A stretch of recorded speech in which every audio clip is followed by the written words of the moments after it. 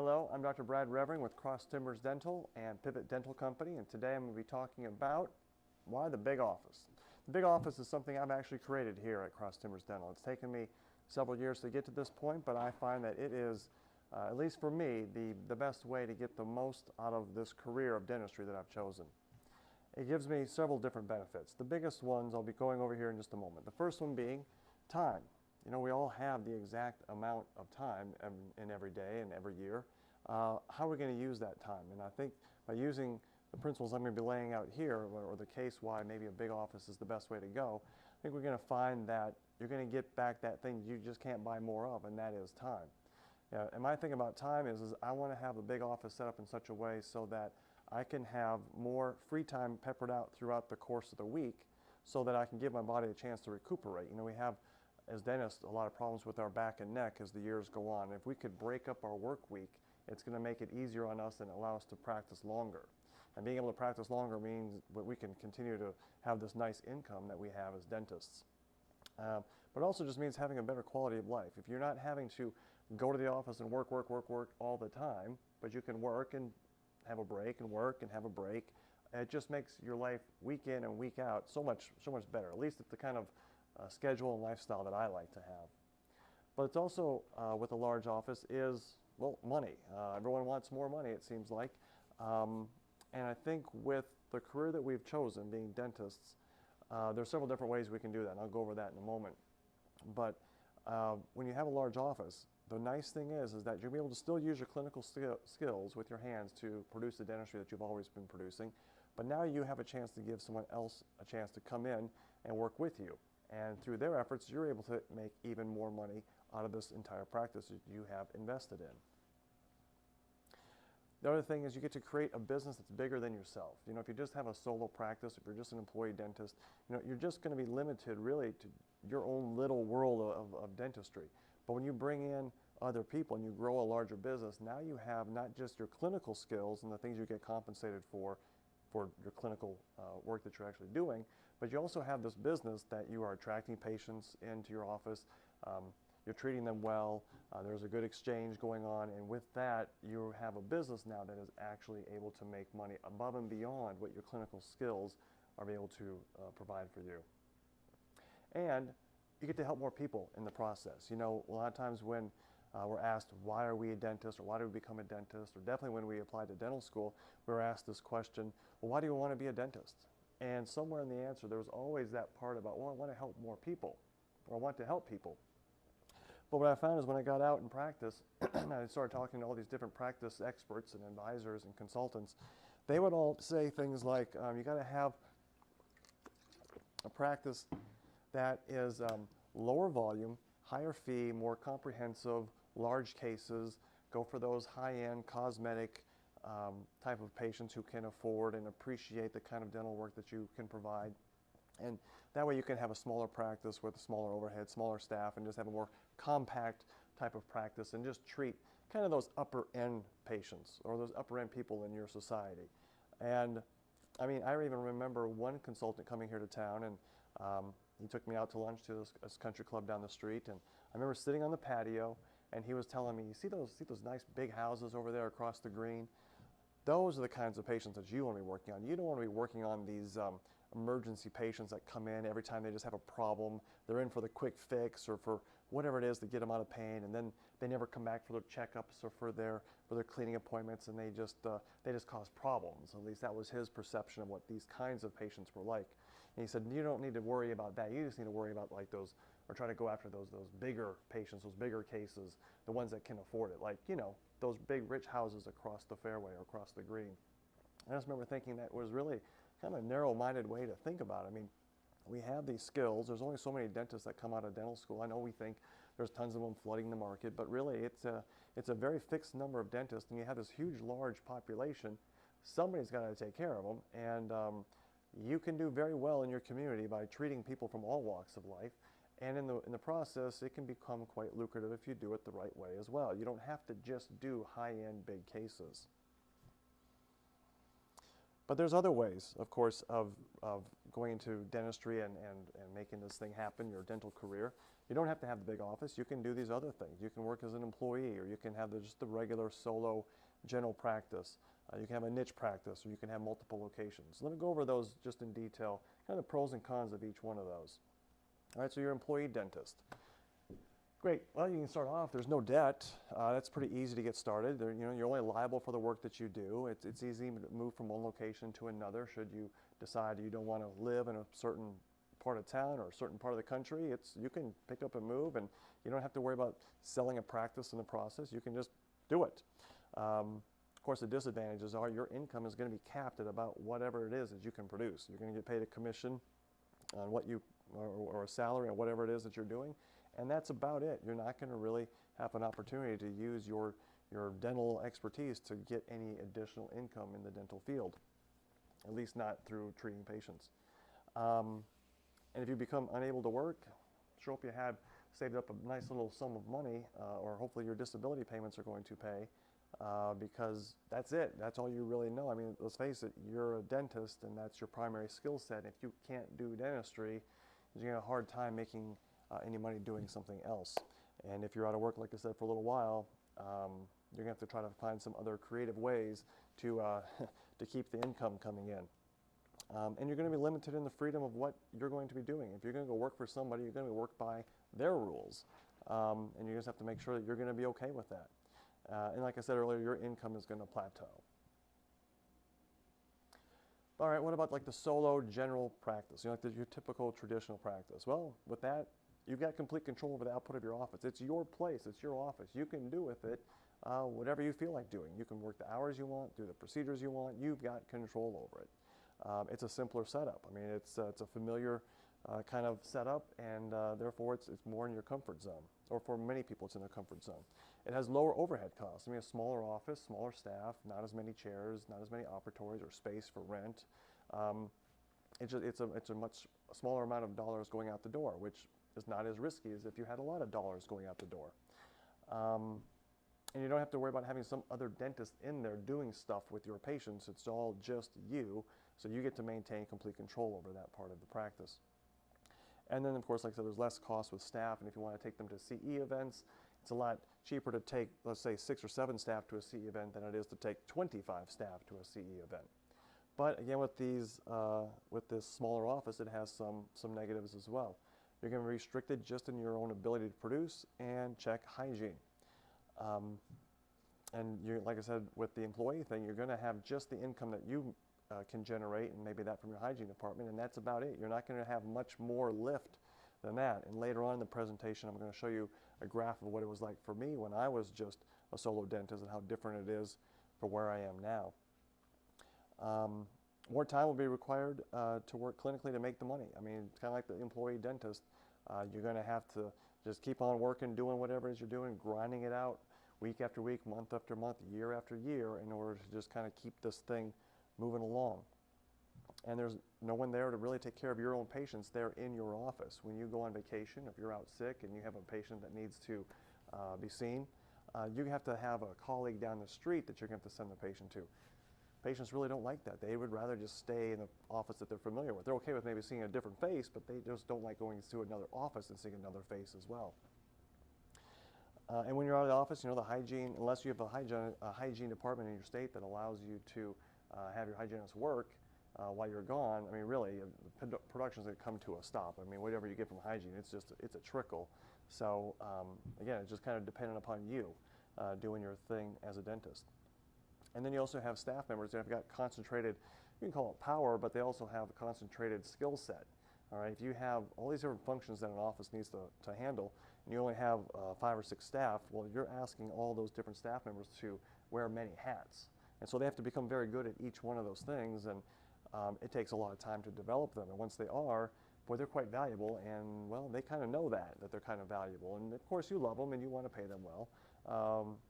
But you can see how the power scales might start to tip a little bit away from your desirability and what you'd want it to be. And if for any reason one of your staff members happens to leave, say their spouse gets transferred and they have to pick up a move, and now you have this empty spot, you need to fill with somebody, and they have to learn all those things that previous employee used to know how to do. right, well, what about the niche practice? This is kind of like the solo practice, but instead of just doing general dentistry, you're going to try to just zero in on one particular area. You know, it's something like, like cosmetics, IV sedation, implants, high-tech stuff, TMJ, all these other subspecialties, if you will. You're going to have to spend a lot of money on marketing to try to make this thing work, because there's only going to be a narrow band of patients within what it is that you're looking for, that you're going to have them come through your door. And the thing is, you're going to probably end up having to go to a place where there's a lot of people. So you're looking at some of the major cities. Of course, now if you go to the major cities, you have lots of other dentists who are out there trying to say a similar thing that you're trying to say about whatever it is the procedure or the area of service you're trying to deliver. It makes it a little bit more competitive. And then the practice, since it has such a more narrow band of patients, or fewer patients coming in the door, any slight change up or down with the new patient count can really drastically affect the amount of production you're going to do that month. And so if you got the stomach for having some wild swings in your production, then okay, but just know that that is part of the territory if you try to go into this niche practice. What about multiple locations? You want to talk about the big benefit of having a large office is that you get to have income come in through the work of others. Wouldn't it make sense that if you had multiple locations, you just take that and just boost it even higher? Wouldn't that even be like the ideal way to go? On paper, yes, I would imagine so. I mean, if you can work this out on a spreadsheet, if you could just keep stamping out office after office and just kind of keep the money rolling in off of each one of those, then yeah, you could completely get out of the clinical part of dentistry altogether and just have this income from an area that you know about, and that is dentistry. The only problem is, well, there are several problems with this, is that you have to maintain control of all those different offices. And that can be a little tricky to do. That's not just working on teeth. That is now managing an entire group of people in different geographical locations. And the problem is, I think a lot of people get drawn into that idea. They like the idea, but now they feel like they have to micromanage all that stuff. I one time had an associate that worked for me, and she told me about how a patient came in to do a crown, and when they got into working on that tooth, they realized all it needed was just a filling. So they ended up just doing a filling. It was the right ethical thing to do, and the patient paid the bill and went on their way. Well, in the schedule, you could see a change went from crown down to filling. And of course, that meant a lower fee for that appointment as well. Within moments, the owner dentist, who wasn't even in the building, went at a different location, maybe at home, maybe another office, I don't know where, but was on the phone calling that office, wanting to talk to that doctor, who is my associate now, wanting to know, hey, what happened? What happened with that case? That was supposed to be a crown.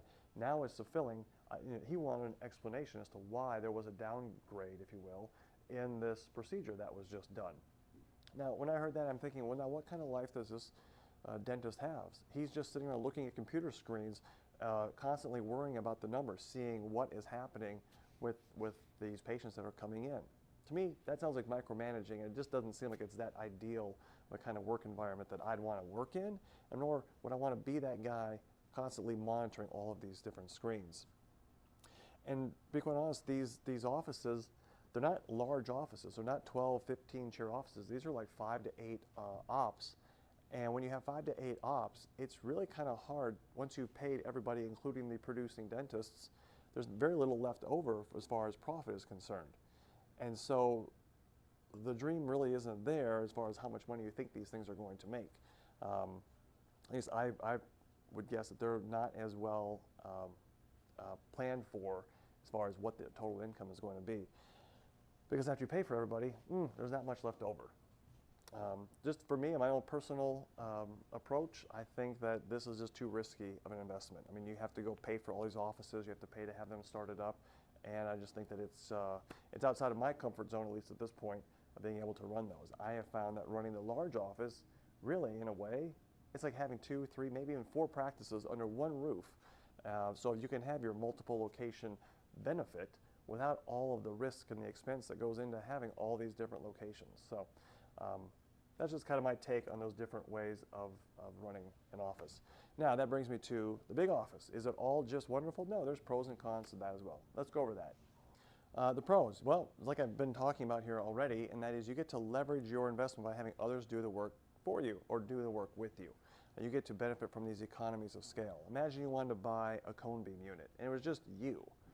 Well, are you going to have enough patients to do enough, whatever it is, the procedures you can do, whether it be endo or implants, in order to make that expensive machine worth it? Well, no, well maybe, but I can tell you that if you had another doctor or 2 or 3 other doctors in the office, now you have all these different doctors who can use that same machine. Of course, there's a high number of patients that go with all these different doctors, including yourself, and it makes the purchase of that machine make more economical sense. You also get another perspective from a peer and just camaraderie. You know, there's so many times that I get to work with these other dentists right there in our own little private office. We all kind of sit in the same little room with our computers, and we can easily just turn to one another and say, hey, what do you think about this case? You know, I'm thinking about doing this or that, and they can turn and ask the same thing. I can give my opinion to them as well, and it makes for a really nice work environment. It makes the day go by so much more easier, and it's more pleasant, and you're not just kind of cooped up in your own little office all by yourself. Since you have other doctors working there, you're able to scale back the number of hours you're actually working in the office clinically. And also you're going to have more specialized staff. Like I said earlier, with the general practice, it just has 5 to 8 operatories with about 5 to 8 staff or so. They're more specialized than what all it is. They're more condensed than all the different things they need to do. Well, when you have a larger office, you have more specialization of staff. Like for example, in my office, we have somebody who does marketing, just does all of this stuff with payroll, with insurance, all that kind of stuff, has absolutely no contact with patients at all, just does all the behind the scenes stuff. We have another person who just works one doctor's schedule. Another person does another doctor's schedule. We have a hygiene, 2 people that work the hygiene department. We just have like a sterile tech who just keeps the rooms flipped and keeps the instruments running through. We have assistants who can focus in on just treating patients. When you have specialization of things going on like that, these people get very good at what they're doing. And if they need to end up moving on to somewhere else, if life changes for them and we have them no longer in our office, it's much easier to bring in another person and train them. Yes, they're going to have to know all the specialty stuff that goes into it, but it's a much more narrow band. It's easier for them to learn that skill set than to try to learn all these other skill sets as well. Also, we all like to get referrals, like to get word of mouth, we like to get good reviews on the internet. Well, when you have just a handful of patients coming through the office every month, that's kind of hard to get that going. But when you have a larger office, now you got this bigger wheel, you have all of these extra patients coming in, it just makes that word of mouth thing just grow exponentially. You also have a contingency plan, like I alluded to earlier. If you, for some reason, need to be out of the office for an extended period of time, you have other doctors that are there to pick up the slack. They can see your patients. They can actually still produce in your absence. And so having a contingency plan by having other doctors work under the same roof as you, this makes that, kind of reduces that risk out of your own personal life. And if you have this higher volume of patients, now there's this chance where you can maybe have this quasi-niche practice within your practice. For example, I have an associate, and she does work with all-on-4 cases. I myself, I don't do it. I haven't been taught how to do it. Perhaps I'll learn it at some point, but for right now, that's what she's doing. So if I have a case that comes in, and it looks like it's an all-on-4, I'm going to direct it to her, and she gets to do that. If it's, say, an implant case and I have another associate who doesn't do implants, well, great, they may send it to me. Or if it's Invisalign, or if it's some area that they just don't feel comfortable in, or they haven't been trained in yet or certified, then that can go to whichever doctors that are in the office can do it. And if you are the owner doctor, you can kind of specify which areas you want to just focus on. Now, what are some of the negatives with having with the big office? Well, it's going to require more investment. You're going to have to build this huge office with all these different chairs and equipment and so forth. That's a bigger number that you're going to be signing on the dotted line for a loan. And that big number can be kind of scary for some. I mean, would you rather sign on a loan for $300,000 or a loan for $2 million? I mean, those are very big numbers. And if you can sign away on something like that, great. As long as you know, of course, that you have a good system set up ahead of time that the patients are going to be coming into, and you can expand this. I'll go into kind of later on how I did my practice, like from nothing all the way to what we have now. It's not like I just signed up for a $2 million loan right out of school. It took time to kind of build up to that point. Anyhow, of course, with this with this higher debt load, well, now you also have this large office. You have more money going out the door. I mean, every month you have you have such a high number of dollars being spent on payroll, lab, supplies, just all the things that go into a larger office. You have to be comfortable with writing those bigger checks every month. When you have a lot of staff, could there also be a chance for more personality conflicts? I guess it's possible, but I've had the small office, and I've also had the big office.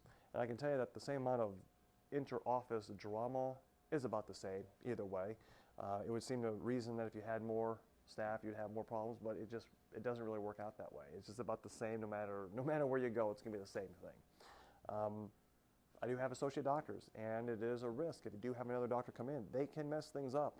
I've had that happen. I've had a couple of them come through, and within a short period of time, I could tell they just weren't going to make it here because of personality clashes or because of their own clinical work, and it just wasn't fitting our office, and I had to let them go. And yes, I had to go and fix some of those clinical problems that they kind of left me with after they were gone. They were fixable, but that's part of the risk when you bring somebody else on board. But also, when an associate leaves, that's a little bit more difficult to replace. Again, if you have a solo practice, you don't have to worry about that. But if you have good associates and they're in your office, and if they didn't need to move to another location, or that they decide they want to start their own practice, which is what's happened to me a couple of different times, then yeah, I have to go replace them with somebody. And it's hard to find the right fit, but it's a solvable problem. It's something that you can fix. It is something that you can go out and hire for. It just makes it a little bit more complex. But like I said, with all these different things, the pros and cons, weighing them out with all these different options, I still think the big office is the best way to go. Okay, well, let's then consider for a moment that, yeah, you kind of like the idea of this big office. So let's just go for it, and let's just make this thing happen. Well, I think before we get into the mechanics of how that thing happens, just a kind of forewarning is that in order to grow, in order to make these changes, you're going to have to change some of your beliefs. See, I guess I have a belief that when you have a belief, beliefs lead to actions, and actions lead to outcomes. If you want the outcome of more time off, you want more money, you want to have a business that is bigger than just yourself, you want to be able to help more people, if you want to do all of these things, all these different outcomes, you have to take the steps backwards to see not just the mechanical things of how you do that. You take one more step back behind that and figure out what it is that your beliefs. Because a lot of this stuff you probably already know that you could do, but for some reason you're not doing it. And I believe that it's because you have beliefs about what that might mean that you're not doing it. For example, when you have a large office, a lot of the beliefs or concerns that some dentists have is like, oh my gosh, with all those patients and all those operatories, units must be on roller skates running around from office or from room to room and just kind of cutting corners and not doing good clinical quality work and not getting ready to know or not really getting to know your patients, and it just must be a complete madhouse and it must not be worth it. See, that's a belief that they have. I can tell you that if you were to come visit my office and look around, yes, we have a busy schedule with lots of stuff going on, but we still do good clinical work. We still have patients that have been with us forever. We still have even specialists that refer to us. We even have specialists that come see us. We have good Google reviews. We've got all these different things that we can point to and say, it's not bad. It's not what you think it might be. It's very busy. And I remember when I was in a small office, or when I was first started off, I went to go visit some of these larger offices. And I was very surprised at how much work they were getting done, but yet they still had time to chit-chat in the hallway and have a fun time during the course of the day. So the whole point of this slide was just to kind of show that, if we're going to go venture down this road of hearing about how we're going to do this big office thing, that in the back of your mind you might be thinking, yeah, but I don't know if that's going to work, or I don't believe that was really the right way to do it. Suspend some of these beliefs that you have, or maybe at least re-examine them to see if they're really appropriate for what we're talking about. Okay, for example, here's a belief. Some people say, well, I'm going to work on my business, not in my business. I took a course from a guy named Keith Cunningham, and this kind of saying has been around for so long, it's almost been accepted as fact. But he says, no, this is not the right saying, or this isn't the right way to go about things. He said here, it's popular to now say, let's work on your business instead of in your business. He said, however, it's delusional to think that you can check out of a company, when you come back, just everything is going to be okay. If you look at some of the big celebrity business names that are out there, like Michael Dell, Warren Buffett, or Jeff Bezos, did they check out of their companies? No. They have more money they know what to do with, but still they show up every day to work in their business, not just on their business. They actually are there doing the work, working in their business. You know, he says, Keith Cunningham says, it'd be much better to work in your business than work on yourself. I think you're going to get a much better outcome if you do that. And so this idea that somehow you're going to just extract yourself from your company and just work on it, but you don't really want to do the work, that's, according to him, delusional, and I would agree with him on that. I also say, listen to what some of these experts are saying out there in the lecture circuit. You know, I've heard so many times, so many places I've been to, and it's usually on these high-end cosmetic courses where they try to tell you to just kind of focus in on, again, that whole small practice, focus on just the high-end cosmetic work. They try to use these big examples, or these big stretches of examples on the ends of the spectrum. You know, they say, what kind of practice do you want? Do you want to be like a Walmart, or you would rather be like a Nordstrom's? You know, would you rather be like a Hyundai or a Lexus? You know, a McDonald's or a 5-star gourmet restaurant? You know, Hanes or Versace? You know, they're trying to make it like if you're not on the high end, that you must be somehow on this junky end that's like not even worth it. Like you'd even be embarrassed to be a dentist if you're not on the high end. But I kind of disagree with that. You know, I like things that both have quality and price. I mean, take a look at, say, like Macy's, Nissan, Chili's, Banana Republic. I mean, these are all just solid companies. They have, they're nationally known, they're across the country, and they do good work. Whatever it is that they're producing, people seem to buy it. And I'd rather market to the masses instead of trying to go after that small part of the market. And so what I like to do is look at all these different businesses and see what it is that they're doing. For example, how about the airlines? Inc. magazine had this feature in their magazine a few years ago, and it said, why are cheap airlines so cheap? You know, if you think about it, you have the airline business, which is basically like a commodity. I mean, you're moving people from one part of the earth to another part of the earth on an airplane. So why is it that some companies can charge little and some companies charge a lot? And I went through the article, I just kind of pointed out or picked out a few things and kind of did some comparisons from an airline versus a dental office. You know, an airline has a higher seat density. That's how the cheaper ones are able to make them cheap. They can get more people in the plane. Well, it's kind of like with a dental office. You have more ops in your office, you can get more people in your office during the day. Yes, I know there's only so much of you, but you really can see more patients than you really can. And if you're sitting in the back in your office sipping coffee and playing on the internet, you're not out there producing. You need to be out producing. And if you have other dentists, they can be producing as well, as long as they're hygienists. You know, some of these planes have got faster turnarounds. Well, if you had more chairs, you could turn the chairs around faster. You get patients in and out more quickly. They have a more standard fleet. You know, with a dental office, if you had a larger patient base, you could streamline the amount of procedures or the kind of procedures that you want to do. You have such a high quantity, it'd be easier to plug in what it is that you need for the day in order to make that day work.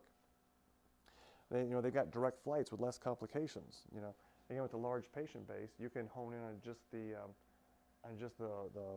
only the desirable cases. And actually, I'm sorry, go back up to the standard fleet. All of our rooms, they're all standardized. I mean, all the restorative rooms are one way and all the hygiene rooms are another way, so that hygienists can easily swap in and out, and doctors could easily swap in and out of rooms. They can do any procedure. They can place an implant, they could do a root canal, they could do a scan for Invisalign, gosh, you name it. They could do any procedure in any room because we've standardized each one of those rooms. We don't have specialized rooms for just one kind of thing. And also these other lower cost airlines, they don't have a lot of extra frills, and they don't charge for things like for bags, like Southwest Airlines.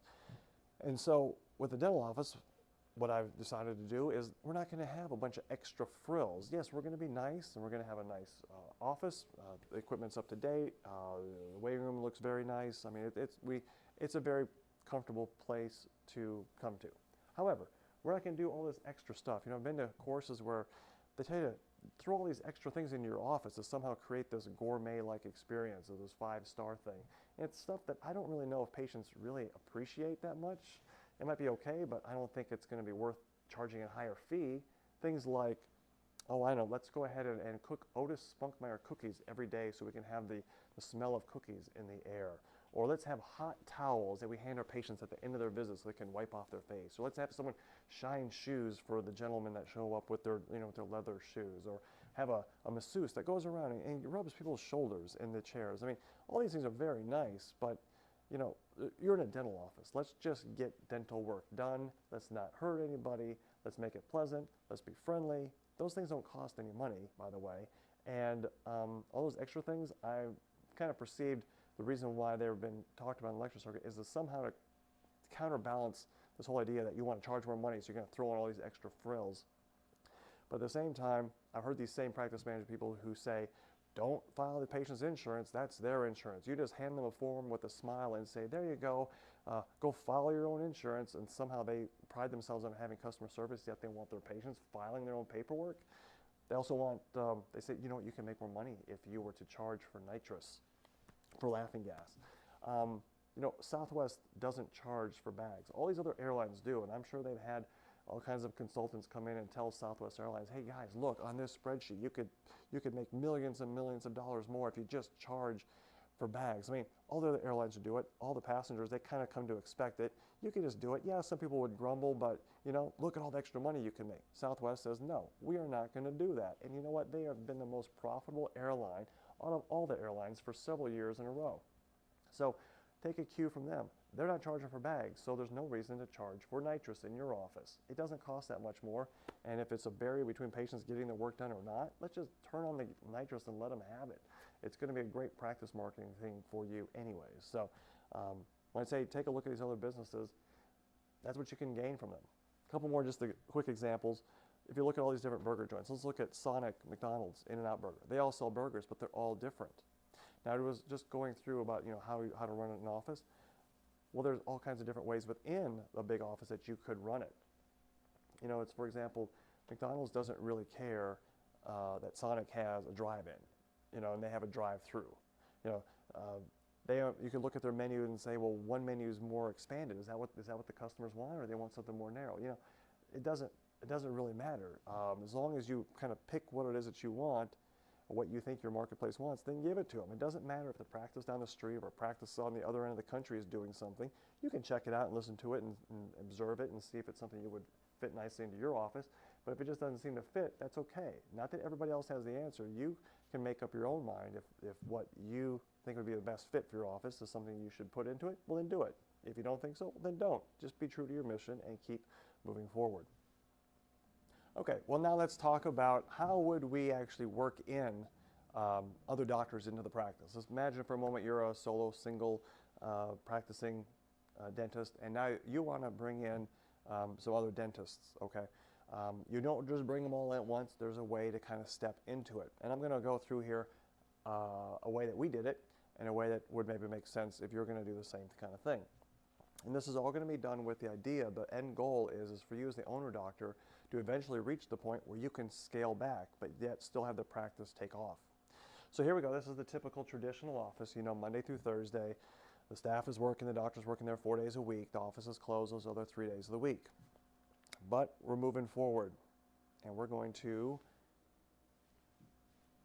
add Fridays. We're not adding the doctor, the second doctor yet. We are going to be adding the same doctor. You, the owner doctor, is going to now be expanding your time. Now, I know I just said the ultimate goal is for you to decrease your time, and now I'm just telling you got to work more. Yes, you have to get the office primed and ready to go for this new incoming associate. And when you make this change, as a side note, this is what you decided to do.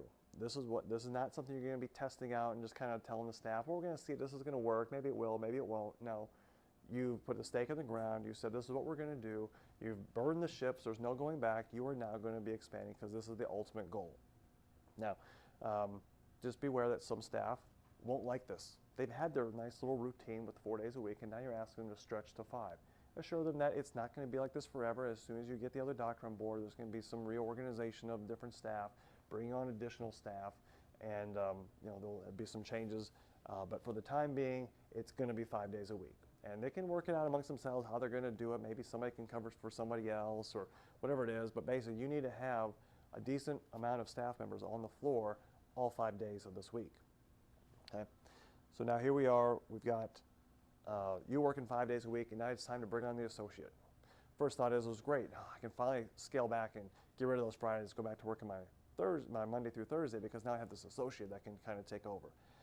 I would say yes, that's going to be coming up very shortly, but stick with this for right now. Have that associate come in and work the 4 days. You're still here 5 days a week. Because let's imagine for a moment that the associate doesn't work out. It can happen. Okay, well, if you already scaled back Thursday, and then you find out this associate's not going to work, then you have to let them go. Now you have to go back up to Friday. You know, you're bouncing back and forth. It's better to just go ahead and just stick with your Monday through Friday and have the associate come in and they work the 4 days a week.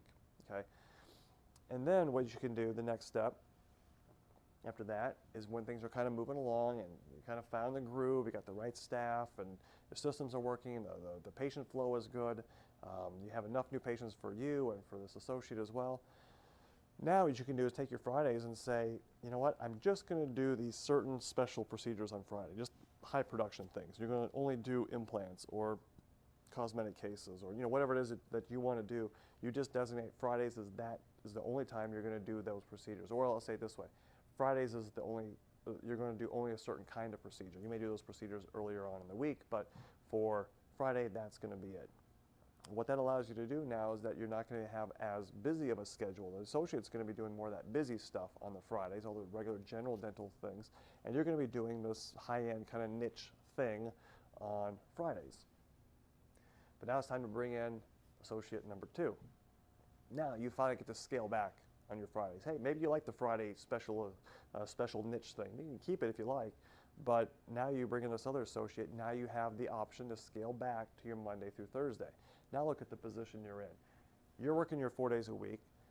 Both associates are working 4 days a week. I think this is a very happy and doable setup for everybody. And you have more patients coming through the office. Maybe at this time you've expanded, you've put in some more treatment rooms. And now you have a practice that is starting to grow quite a bit. Now you bring on doctor number 4. Now look at doctor number 4, only gave that person 3 days a week, not 4 like the other ones. It's because now you're kind of getting to that point where you're about ready to take that last step, and let's just make sure it's all going to be fine before you take that last step, and that is the 3-day-a-week associate. You're working 4 days a week along with the other 2 docs. Everything looks like it's working out well. Everybody seems to be happy. The number of new patients are being evenly distributed amongst everyone. Everyone's still producing what it is that they are kind of expecting to produce, because as you bring in more doctors, the original doctors, they might feel like some of the pie is being taken away from them. So if you can kind of ease in the new doctor, it might make it more palatable for the existing doctors. At least you don't want to disrupt their production. You don't want to have them being used to producing this much and then you bring in someone else and it kind of brings them down. If you bring in someone else, bring them in kind of light, like this. I guess you could have done it with Dr. C as well, maybe 3 days, and then step them up to 4 if you want. But now you can finally roll your Thursday over, give it to Dr. D. Now you're down to 3 days a week. Everyone else is at 4 days a week. And to me, this is a very doable and long-term plan of what you could do. Actually, in my situation, I'm going to be working out something with one of my doctors where I'm going to probably work, like say Monday, Wednesday, full days, and Tuesday, Thursday, half days. We're going to try that out and do half days with some of the other docs as well. So that's just another way that you could do this transition as you're growing from a small solo practitioner office to the multi-doctor office. There's a way of just kind of stepping it in there and kind of making the transition as smooth as possible along the way.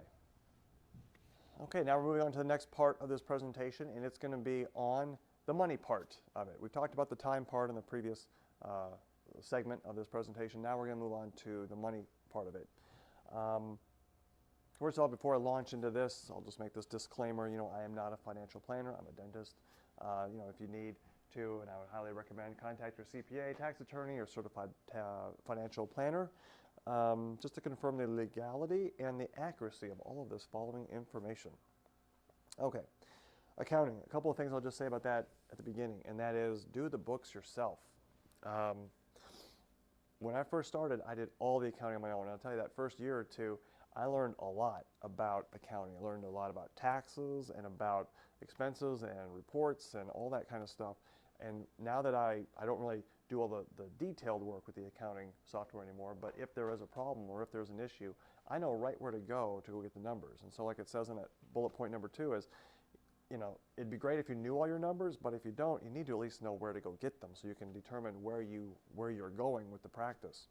So I think the accounting part of it is something that if you spent the time to really take it in and visit with your CPA when you have questions, or or take courses on it, or watch on the internet on how to do different things with your accounting software and knowing about financial reports, it's going to serve you very well as the years go by in practice, and it's also going to make this presentation make a little bit more sense. Now, I'll say that what I'm going to present here in a moment, I really got a lot of this from who is now my accountant, Greg Crabtree, Rowan Associates, and it is this book called Simple Numbers. It's an accounting book. Now, I don't really read books. I listen to books. And I'll have to say that this is a book I read from cover to cover, and it's on accounting. I read it on my vacation of all times. I mean, you can kind of tell what kind of person I might be. Who's the guy who brings an accounting book on his vacation? It's this guy. But this did such a great job in explaining how your business should be reporting numbers so you can get a true, accurate sense on how things are progressing. And so I'll kind of boil down what I got from this book and what, I have my monthly phone calls with them, what we kind of gather from that. And I'm just going to impart to you just kind of the basics of this. As a business owner, practice owner, you're going to get paid, you're going to get compensated 3 different ways, okay? You're going to get a commission. Basically, you're going to get a percentage of what it is you produce. Basically, like whatever you would pay an associate in your area, what you're going to pay your associates in your office, that is how you're going to pay yourself as well. So you're going to keep track of your production, adjusted production. You're going to pay yourself just the exact same way that you would an associate, okay? Next thing you're going to have are there's some expenses that you get to run through the practice that are legitimate business expenses, but as a practice owner, you get some benefit from that. And then the third thing is going to be a distribution. And this is something that was new to me just as of recently. And I've been doing this now for about a year, and I can tell you that this breaking up into these different categories has made a world of difference in being able to make the numbers in my office be more accurate and make more sense to me. And I'm going to go through all 3 of these. Okay, so commission, that's pretty straightforward. This is just going to be pretty much anything you would pay an associate, that's how you pay yourself. This is what I call the W-2 pay. This is the stuff when you fill out your taxes. If you worked for somebody else, they'd give you a W-2 at the end of the year, and that's what you'd put into your taxes. This is the same kind of thing. And now this commission pay is going to show up in your P&L along with all the other employees. If you can give it its own separate line if you want, but basically when you're running your numbers to see what your overhead is, your pay as the clinical for the clinical work that you do is going to be reported in your profit and loss. And this is very important because you'll see coming up in a moment why that is going to kind of throw off some of the numbers than what you've been told, or at least what I've been told all these years in dentistry. Benefits, these are legitimate expenses that are paid by the practice that are for the direct benefit of the owner. It's things like malpractice or life insurance premiums. If you go travel and meals for CE, professional fees, these are all things that if you didn't own your own practice and you worked as an associate for somebody else, you'd have to pay for this out of your own personal money. But since you own your own practice, you can run those expenses through your company. Of course, big warning here, be sure that whatever it is you're running through your company, make sure it's going to stand up to an IRS audit. And I would make sure you contact your CPA if you have any kind of question about what would be considered a legitimate expense. But the big one here is called distributions, and this is basically the compensation you get for being the business owner, okay? Basically, this is money paid to the owner with any leftover profits, and it's paid monthly. I would just pay it at the end of the month. So at the very last work day of the month, this is when I do the calculation. I can figure out how much it is that I'm going to get paid for a distribution. Now, when you do this, you're going to have to file quarterly taxes on this. Your CPA can help you with that. And this actual income is actually even more favorably from a tax standpoint compared to W-2 income. And I actually calculate how much I'm going to pay myself. I call it a scoreboard. It's a spreadsheet I put together. I kind of pull some different financial data, and I can come up with what that number is. And I'll show that to you here in a moment. And it's very simple, but it kind of gets the point across, or it lets me know quite accurately and quite quickly where I stand financially as far as distributions are concerned. And to me, the distribution pay, that number, it really is a true reflection of how well the business is being run. You see, as a typical dental office, the owner doctor just takes the money. At least that's what I did. For the first 15 years of practice, I just whatever was left over, that's just what I kind of took. And I took it all as W-2 pay. And for the longest time, that's how I defined what overhead was. Like, if I didn't take it home, it must have went somewhere else, so that must have been all overhead. But now that I'm kind of breaking up into these different categories, it shows me how well the practice is doing. If all you're doing is just kind of mixing in your business owner income along with your clinical work, it's hard to really tell how the business is doing. And I'll show that here on some graphs in just a moment. Here's that scoreboard I was telling you about. And it's basically taking your current assets, things that you have like liquid right now that you have in the bank, and subtracting out the stuff that you are going to be owing like within the month. I mean, things that are due. You know, I've got all my different checking accounts up there that I work with, but then things like unpaid payroll. You know, if you do payroll on a certain day of the month, or a certain day on the 2-week pay period, well, as those other days go by until you hit the next pay period, you're kind of accumulating dollars that you're going to be paying to staff. You can kind of project what that's going to be. All you have to do is look back over the past several months and see what the average amount of money going out in payroll was, and you can kind of figure out what your per day payroll costs are going to be. And so you know that if it's been 5 days since your last pay period, you can take 5 times whatever your daily payroll number is, and you can kind of figure out what your unpaid payroll is. Along with that, you have what would be the taxes on that payroll as well. I also go out and figure out, well, where's my credit card at? I mean, what's the balance on that? Because that's going to be due. I pay it off every month. I never do this thing where I stretch things out and I just kind of pay the monthly minimum. No. I pay it off at the end of every month, and so I need to know what that number is. So I can take what's in the checking account, subtract what I'm going to be owing, that I know I'm going to be owing here coming up real shortly. I can come up with this bottom number. Where is it at? Right there. Total current equity. Now that would be the number if that's at the end of the month. In this example, it's $78,000. If it was $78,000, then that's how much would be available for distribution. Not that I would necessarily take it, but I know that's how much is available. Now I'll also point out that I have some other checking accounts, or I'll call them savings accounts, at the bottom part of the screen. And I know that I'm going to have to pay for certain things throughout the course of the year. And I'm going to move money from my checking accounts down into those accounts, so they're earmarked for, and I'm not going to forget that they're there and somehow accidentally take out too much money from the practice. I'm going to have money set aside for these different purposes. Oh, here they are. Yeah, so I have, like, for example, computers. I can tell you that about every 3 to 4 years or so, all of our computers kind of start conking out. And when I go in, I don't just kind of replace one here and there. I replace all of them at once. And you're talking about 25 to 30 computers. You start adding up how much each one of those cost. I know about how much it's going to be. Well, I don't want to go take out a loan every time the computers need to be replaced. I'd rather just set money aside every month for the next 3 or 4 years, so that when that day comes, I'm ready to just go write the check and pay for it. I also know that, at least here in the state of Texas, we have property taxes and a state franchise tax. I know how much that's going to be. That's a pretty big number. And so if I know that number is going to be 30 to 40,000, something like that, I can take and set aside money every month so that when that tax bill comes in, I just write the check and it's already been saved and it's been accounted for. And I also say that, and I also have a separate account just for savings. You know, things can just happen in a practice. And I use this for both defensive and offensive reasons. But I also just take money and move it from the checking account into savings accounts, or into a big savings account. And that big savings account is for, I call it for both defensive and offensive reasons. You know, something bad could happen to the practice. You know, we had something like, for example, an air conditioning unit went out last month. You know, to get that replaced was $8,200. Now, that's not going to bankrupt us, but isn't that nice to have some money sitting in savings, so if something like that or even bigger comes along, that you have enough money to kind of ride out and smooth out some of those financial hiccups that come along. I actually was talking to my accountant, and he knows of a dentist who was in a shopping mall, and another part of the shopping mall there was a fire.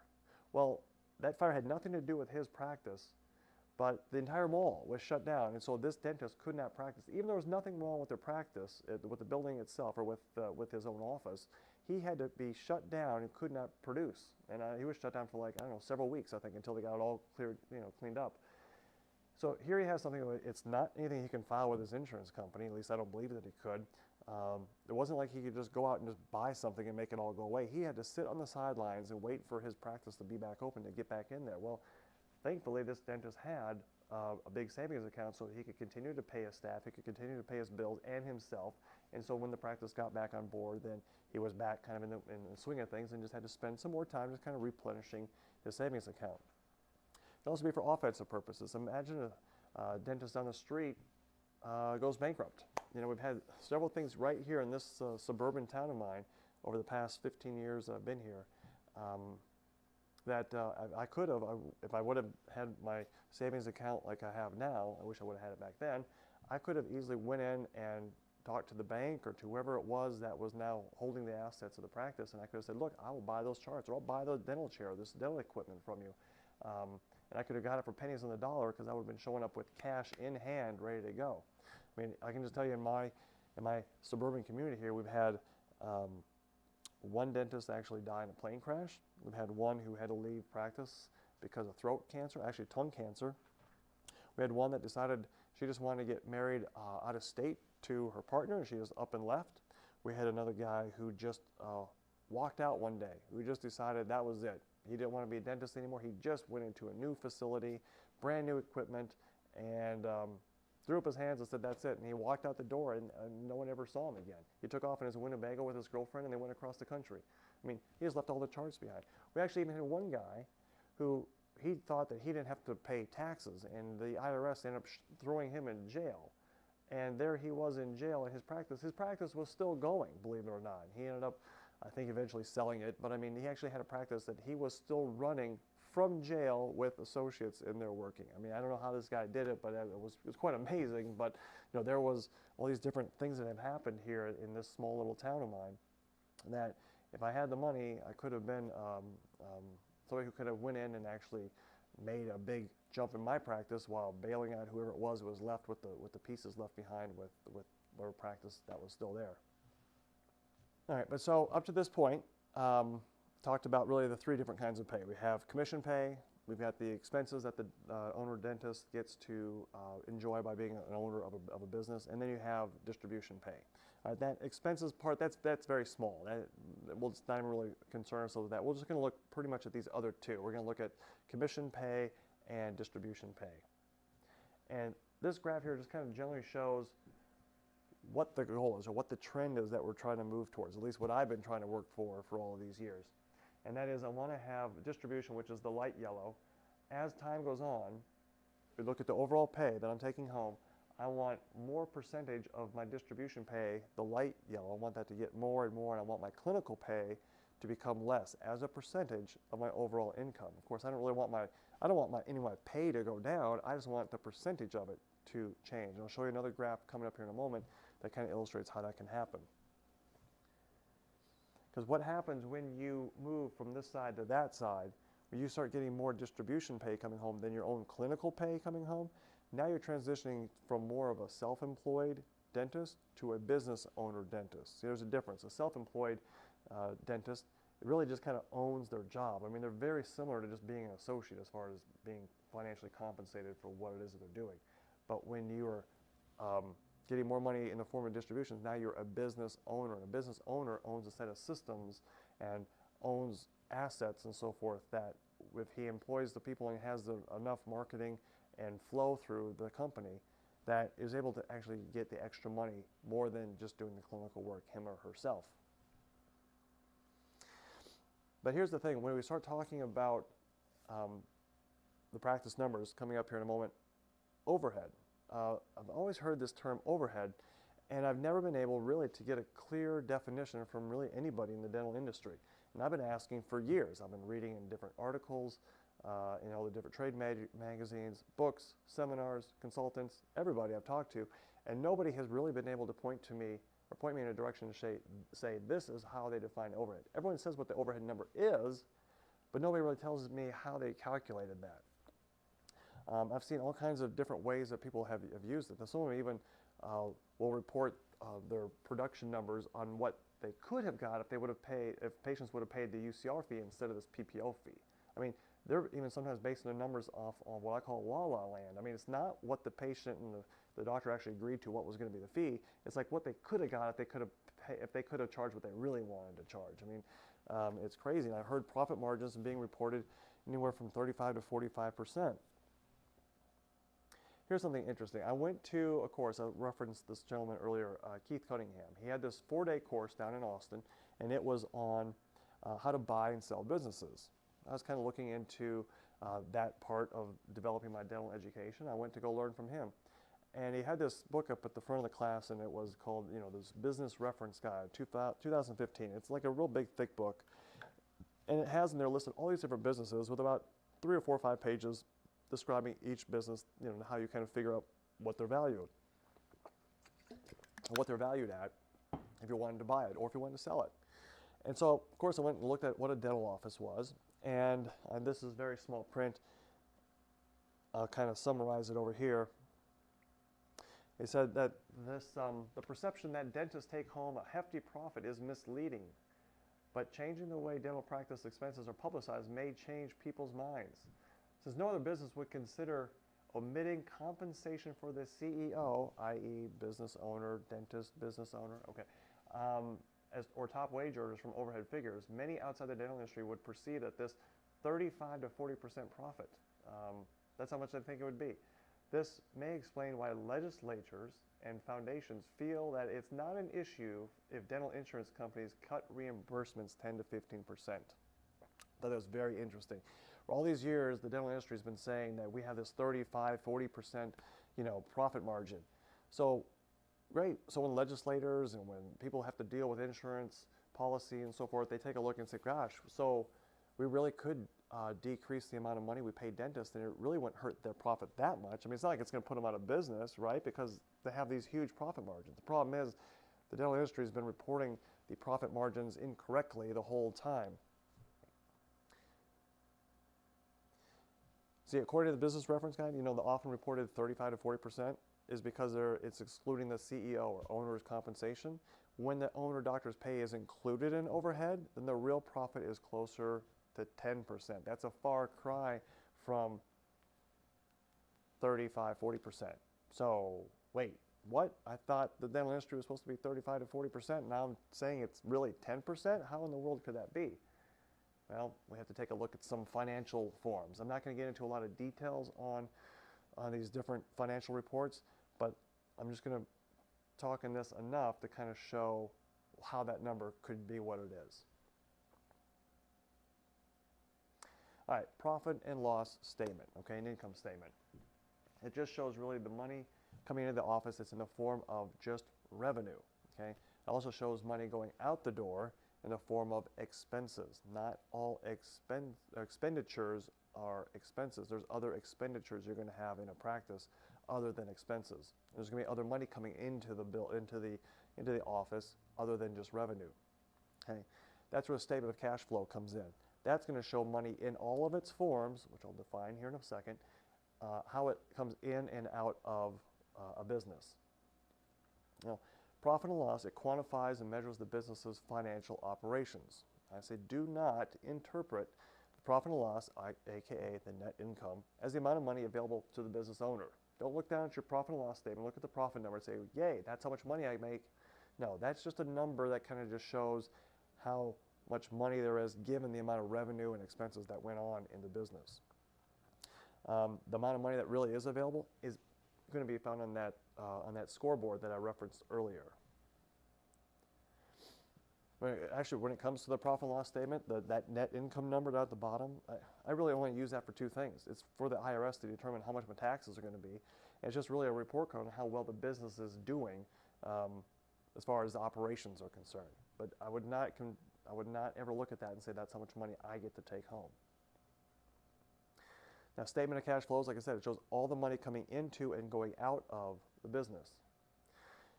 And actually, we're going to take the statement of cash flows and break it down into 3 different areas. You have operating activities, investing activities, and financing activities. I've also heard this referred to as O cash, I cash, and F cash. And I can go into all the different details of what that means, but the main thing is down at the very bottom. the financing activities, this is where the owner's injection of personal money and distributions made to the owner. This is where it's going to be recorded. So if you had your own personal savings and you were going to start up a practice, when you put that money into the practice, you would record it, and it would show up here in the statement of cash flows as far as injection of money coming in from the dentist personally into the business. And the dentist is going to take money out of, and that would be the distributions, take money out of the practice. This is not the W-2 pay that you were getting paid in the form of your clinical compensation, but this is the amount of money you're taking out as being the practice owner. This is where this is going to be recorded, not going to be reported on your profit and loss statement. Okay, I'm trying to make this real simple. Let's go through this. Imagine here, and these reports are never reported on the same spreadsheet. They're always on two separate sheets of paper, but for explanation purposes, I went ahead and put them up here just to kind of show how this is going to play out. Traditionally, a dentist would probably run the numbers this way. I'll say at least this is the way I did it for many years. Let's just say the office had a revenue of $1 million and had operating expenses of $650,000. And the owner didn't include their commission on this thing, okay? That means the total expenses were $650,000. It meant that there was a profit of $350,000. Overhead, 65%. $650,000, $1 million revenue, 65% overhead. Now, we also have some money that was spent on some asset purchases, also principal payments on loans. That's not going to show up on your profit and loss. You go buy a piece of equipment, it's not in your profit and loss. You make a loan payment, the interest is, but not the principal. That's not going to show up on the profit and loss. It's going to show up on the statement of cash flows. Okay, so let's just say about $100,000 is left on that. The doctor ended up taking home $250,000 of pay. Now, they could have paid that to themselves in the form of a distribution, or maybe they did it through a W-2. Everyone has their own way of paying it. I mean, there's only a couple ways really you could pay yourself, and that would be something you would discuss with your accountant. But this would be kind of the more traditional way that numbers are being reported in dentistry. Let's take a look at this more modified way of doing it.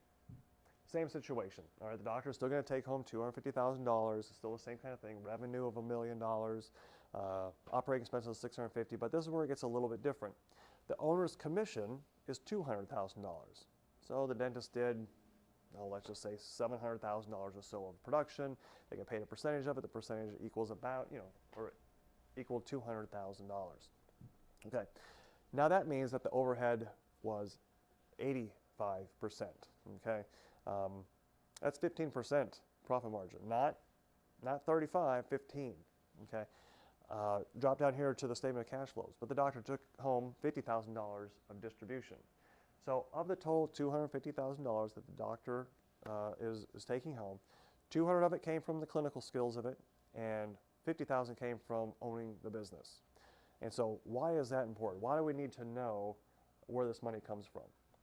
Because the doctor, A, only knows that they made $250,000 from their practice. That's all that they know is they have this practice, they show up, they do some work. At the end of the year, that's how much they made. Dr. B knows that they made $250,000, but it actually came in these two different forms. Okay?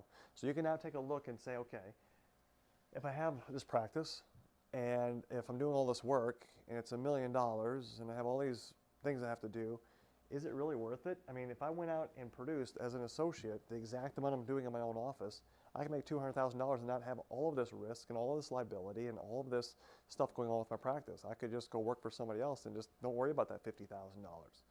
Or you can look at it and say, you know what, since I own my own practice, I made $50,000.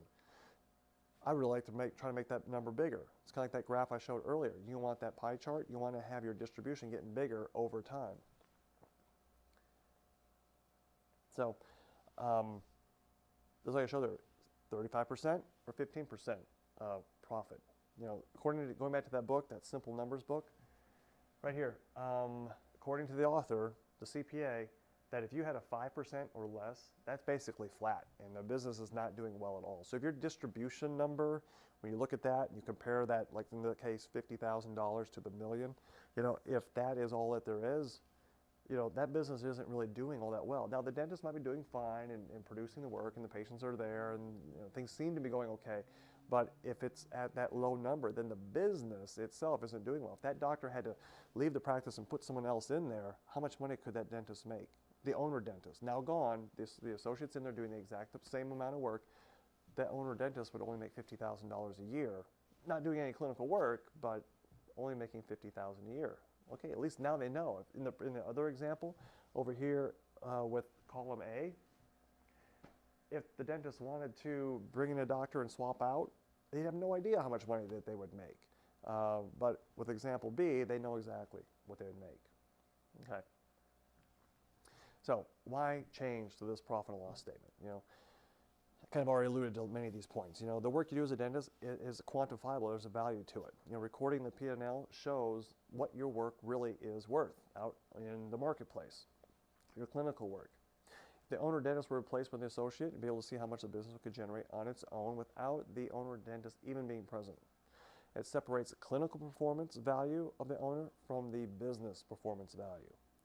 And the remaining business value will clearly and objectively show if the investment of this practice is really even worth it. So let's just say, and I had to do this for myself, let's just say you go back over time and say, well, how much really, how is my practice doing? If you've been in practice for many years and you just kind of been taking what's been left over at the end of every month and you kind of tally it up at the end of the year, how can you really tell how you're doing? Well, it's quite easy actually. You just go back and you figure out what your adjusted production was and just apply the numbers that you would pay an associate, and you can kind of figure that out. I did it for myself. I'll show it to you here in a moment. So for example, in 2015, the owner adjusted production was $800,000. The typical going rate for associates in your area is 27% commission. That means the commission rate for that year would have been $216,000. If the practice itself, if you took home on your taxes, you went to go take a look and your practice gave you $300,000, okay, then $84,000 of that would have been distribution. 216 commission, 84 distribution, together makes $300,000. So, with that, we're going to go back to the other presentation and show how all of this comes together. All right, welcome back to this part of the presentation where I'm going to just kind of now bring it all together to kind of show how the financial part of this all works out. This graph up here is going to show my own personal story of how I was from the very beginning all the way up to present day. This represents the first 16 years of my owning my own practice. And you can see what I have the total amount of pay. So when you add up both the blue line and the green line, this is my commission pay, and that would be the business owner pay. So you add the two up, that would be how much money the practice actually made for me as a practice owner. And so if you look back over the years, you can kind of get a general idea. It's a general trend upward, but it's not a straight linear line. It's a general trend. But you can see that as time has gone on, that blue line, or the blue bar actually, is kind of about where it is, but the green one has gotten bigger and bigger. And so that distribution pay, or business owner pay in this case, that bar is now to the point where it is heavier, or it is more than my clinical work pay. And when you kind of reach that critical mass, or that tipping point, now that is where, as I said at the very beginning of this presentation, is you now own a real business. It's not just you doing clinical work in your own office. This is you actually owning a real business. I'll go over this in a couple more slides, showing some more detail. You know, the goal is, again, is to have the green bar become heavier than the blue bar. As time goes on, that's what you want. You want distribution pay or business owner pay to be more than your commission. So let's kind of go through some things that happened that kind of may explain what happened, why these bars are as they are as time has gone on. In 2005, which had been my 6th year in practice, my 6th actual full year in practice, you can kind of see what happened. Well, what did happen? Well, my income dipped. That's not good. I just spent all this money. I built this building and moved in, got more operatories, spent all kinds of money, and my income went down. I thought things were supposed to be going up. Well, a lot more expenses. A few extra things popped up that I guess we really didn't count on, and so, you know, income kind of went down at that point. No big deal, because you see what happened? It dipped a little bit. In the second year, it even declined. But then things started to take off. You know, different location, new systems, things have to kind of get caught up with our new obligations of being in this building. And, you know, it's like, there's no going back. I mean, that is, we're going to be moving forward. How about this? What happened in that dip? Well, okay, well, that's 2009, the Great Recession.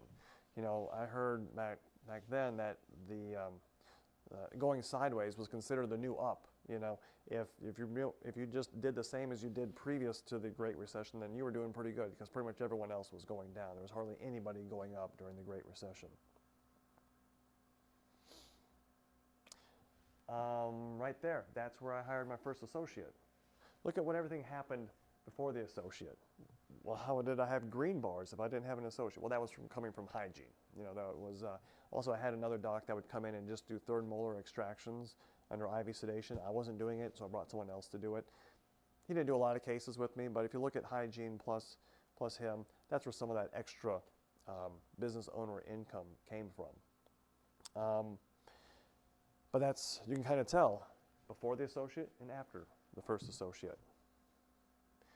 Now look at what happened when I hired the additional associate. Now that's when that green bar really got bigger. Here's all the different associates that I had.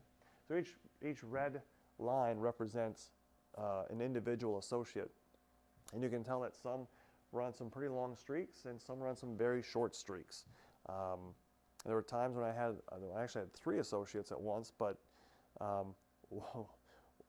that's because I knew one was leaving and I tried to replace it before that one left with somebody else, and that person didn't work out, so they were gone, so then I got someone else. And so really it's really been either 1 or 2 associates in here for a bulk of the time that I've had this practice, at least starting at year 7 and moving on. But this line right here really demonstrates for me what it's like if I was to just remain being a solo doctor. That blue line pretty much just shows, or that red line shows where that blue line is. Even with associates here in the office, my production for these past several years has been about the same.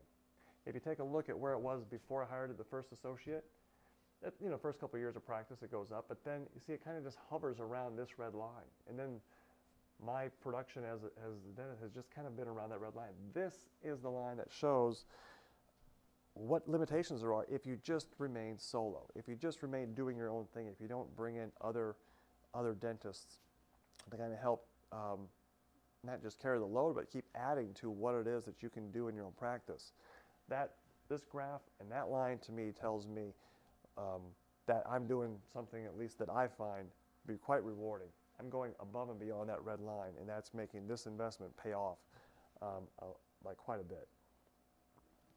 Again, right here, just to kind of further illustrate how much green bar is there with one associate and how much green bar is there when you have the second associate. Before I hired the first associate, that's what I considered being self-employed. I just basically owned my own job. After I hired associates, now I'm becoming more of what you call a business owner. I actually own something that's beyond more than just myself.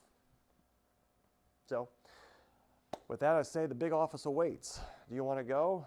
If you want to, I can show you how. Thanks.